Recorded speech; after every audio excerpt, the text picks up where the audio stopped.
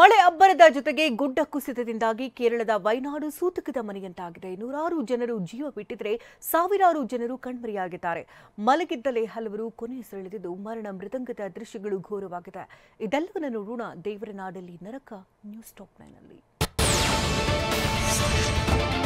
ಗುಡ್ಡ ಕುಸಿತದಿಂದ ಬದುಕೋದಕ್ಕೆ ಹಲವರು ಹರಸಾಹಸ ಪಡ್ತಾ ಇದ್ರು. ಎನ್ಡಿಆರ್ಎಫ್, ಎಸ್ಡಿಆರ್ಎಫ್ ಪಡೆಗಳು ಕಾರ್ಯಾಚರಣೆ ನಡೆಸಿದ್ವು. ಮಣ್ಣು ಕುಸಿದು ರಕ್ಷಣೆಗೆ ಮೊರೆ ಇಡ್ತಾ ಇದ್ದ ತಾಯಿ ಮತ್ತು ಮಗುವನ್ನ ರೋಪ್ ಟ್ರಾನ್ಸ್ಫರ್ ರೆಸ್ಕ್ಯೂ ಮೂಲಕ ರಕ್ಷಣೆ ಮಾಡಲಾಯಿತು.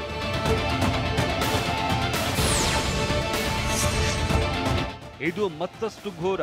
ವಯನಾಡಿನ ಮನೆಯೊಂದರಲ್ಲಿ ಸುಂದರ ಕುಟುಂಬದ 3 ಫೋಟೋ ಇದೆ. ಆದ್ರೆ ಈ ಮನೆಯಲ್ಲೀಗ ಇವ್ರ್ಯಾರೂ ಇಲ್ಲ.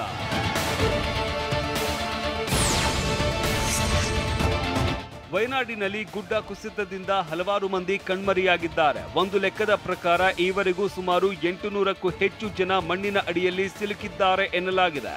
ರಕ್ಷಣಾ ಕಾರ್ಯಾಚರಣೆಯಲ್ಲಿ ಇರುವ ಅಗ್ನಿಶಾಮಕ ಸಿಬ್ಬಂದಿನೇ ಈ ಬಗ್ಗೆ ಬಾಯ್ಬಿಟ್ಟಿದ್ದಾರೆ.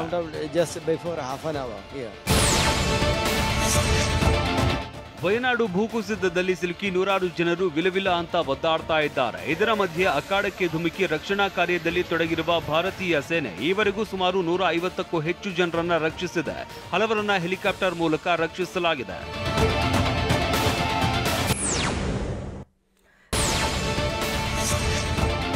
ಭೂಕುಸಿತ ಪ್ರದೇಶಗಳಲ್ಲಿ ವಿಪತ್ತು ಪರಿಹಾರ ಕಾರ್ಯ ಸಮರೋಪಾದಿಯಲ್ಲಿ ಸಾಗ್ತಿದೆ. ಎನ್ಡಿಆರ್ಎಫ್, ಅಗ್ನಿಶಾಮಕ ದಳ, ಪೊಲೀಸ್, ಭೂಸೇನೆ, ವಾಯುಸೇನೆ ಮತ್ತು ಅರಣ್ಯ, ಕಂದಾಯ ಮತ್ತು ಸ್ಥಳೀಯ ಸ್ವಸರ್ಕಾರ ಇಲಾಖೆಗಳಿಂದ ರಕ್ಷಣಾ ಕಾರ್ಯಾಚರಣೆ ನಡೆಯುತ್ತಿದೆ.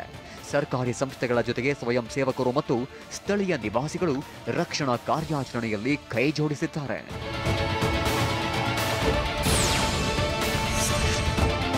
ಗುಡ್ಡಗಾಡಿನಲ್ಲಿ ಮನೆ ನಿರ್ಮಾಣ, ರಸ್ತೆ ನಿರ್ಮಾಣ, ಕೃಷಿ ಚಟುವಟಿಕೆ ಮತ್ತು ಕಾಡಿನ ನಾಶ, ನೀರಾವರಿ, ಕಟ್ಟಡಗಳು, ರೆಸಾರ್ಟ್ಗಳ ನಿರ್ಮಾಣ ಮತ್ತು ಅವೈಜ್ಞಾನಿಕ ಅಭಿವೃದ್ಧಿಗೆ ಕೇರಳದ ವಯನಾಡಿನಲ್ಲಿನ ಮಹಾ ದುರಂತಕ್ಕೆ ಕಾರಣ ಎಂದು ತಜ್ಞರು ಹೇಳಿದ್ದಾರೆ.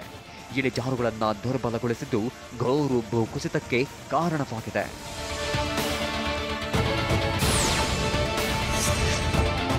ಇರುವಜಿಂಜಿ ನದಿಯ ಮೇಲಿನ ಏಕೈಕ ಸೇತುವೆ ಕುಸಿದಿದೆ ಮತ್ತು ಹೆಲಿಕಾಪ್ಟರ್ಗಳು ಅಪಾಯಕಾರಿ ಭೂ ಪ್ರದೇಶದಲ್ಲಿ ಸಂತ್ರಸ್ತರನ್ನ ಹುಡುಕಾಡಲು ಹರಸಾಹಸ ಪಡುತ್ತಿವೆ. ನಿರಂತರವಾಗಿ ಮಳೆಯಾಗ್ತಿರುವ ಕಾರಣ ರಕ್ಷಣಾ ಕಾರ್ಯಾಚರಣೆಗೆ ಅಡ್ಡಿಯಾಗ್ತಿದೆ. ವೆಲ್ಲಿಂಗ್ಟನ್, ಕೂನೂರಿನ ಭಾರತೀಯ ಸೇನೆಯ ತಂಡವನ್ನ ರಕ್ಷಣಾ ಕಾರ್ಯಾಚರಣೆಯಲ್ಲಿ ಸಹಾಯ ಮಾಡಲು ಮತ್ತು ತಾತ್ಕಾಲಿಕ ಸೇವೆಯನ್ನ ನಿರ್ಮಿಸಲು ನಿಯೋಜಿಸಲಾಗಿದೆ.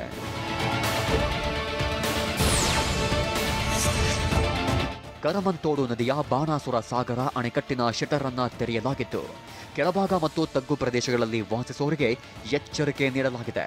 ವಯನಾಡ್ ಜಿಲ್ಲೆಯಲ್ಲಿ ಭೂಕುಸಿತ ಮತ್ತು ಇತರ ಮಳೆ ಸಂಬಂಧಿತ ಅನಾಹುತಗಳ ಹಿನ್ನೆಲೆಯಲ್ಲಿ ಆರೋಗ್ಯ ಇಲಾಖೆ ರಾಷ್ಟ್ರೀಯ ಆರೋಗ್ಯ ಮಿಷನ್ ನಿಯಂತ್ರಣಾ ಕೊಠಡಿಯನ್ನ ತೆರೆದಿದೆ. 9656938689 ಮತ್ತು 8086010833 ಸಹಾಯವಾಣಿ ಸಂಖ್ಯೆಗಳನ್ನು ಪ್ರಕಟಿಸಲಾಗಿದೆ.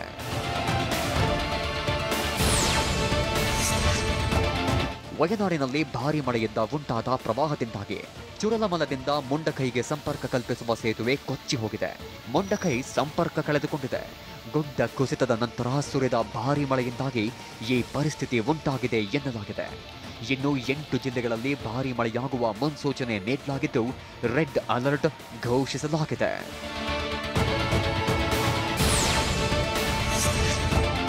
ಕೇರಳದಲ್ಲಿ ಸಂಭವಿಸಿರುವ ಘನಘೋರ ಭೂ ಕುಸಿತದ ಘಟನೆ ಬಗ್ಗೆ ಆಘಾತ ವ್ಯಕ್ತಪಡಿಸಿರುವ ಪ್ರಧಾನಿ ನರೇಂದ್ರ ಮೋದಿ, ವಯನಾಡಿನ ಕೆಲವು ಭಾಗಗಳಲ್ಲಿ ಭೂ ಕುಸಿತದಿಂದ ಹಲವರು ಸಂಕಷ್ಟಕ್ಕೆ ಸಿಲುಕಿರುವ ವಿಷಯ ಕೇಳಿದೆ.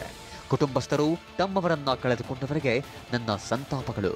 ಗಾಯಗೊಂಡವರಿಗೆ ಸೂಕ್ತ ಚಿಕಿತ್ಸೆ ನೀಡಲು ರಾಜ್ಯ ಸರ್ಕಾರದೊಂದಿಗೆ ಕೇಂದ್ರ ಸರ್ಕಾರ ಎಲ್ಲ ರೀತಿಯಲ್ಲೂ ನೆರವು ಒದಗಿಸಲಿದೆ.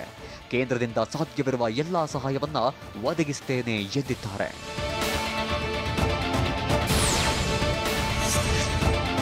ನಿನ್ನೆ ಬೆಳಗ್ಗೆ ವಯನಾಡಿನಲ್ಲಿ ಸಂಭವಿಸಿರುವ ಭಯಾನಕ ಭೂಕುಸಿತವು ಚೂರಲ್ಮಲ ಗ್ರಾಮವನ್ನ ನಾಮಾವಶೇಷ ಮಾಡಿದೆ.